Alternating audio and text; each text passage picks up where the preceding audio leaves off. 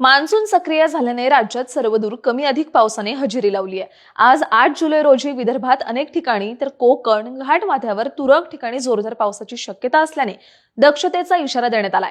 उर्वरित कोकण, मध्य महाराष्ट्राचा घाटमाथा, मराठवाडा आणि विदर्भात काही ठिकाणी जोरदार सरींची शक्यता असल्याने दक्षतेचा इशारा हवामान विभागाने दिलाय। कोकण, मध्य महाराष्ट्राच्या घाटमाथ्यावर पावसाचा जोर कायम असल्याने पालघर, ठाणे, सिंधुदुर्ग, नाशिक, पुणे, सातारा, कोल्हापूर जिल्ह्याच्या घाटमाथ्यावर अतिवृष्टी होतीये।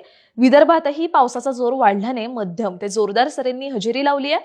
सोमवारी म्हणजेच काल 7 जुलै रोजी सकाळी 8:30 पर्यंतच्या 24 तासांमध्ये नाशिक जिल्ह्यातील इगतपुरी येथे सर्वाधिक 170 मिलीमीटर पावसाची नोंद झाली।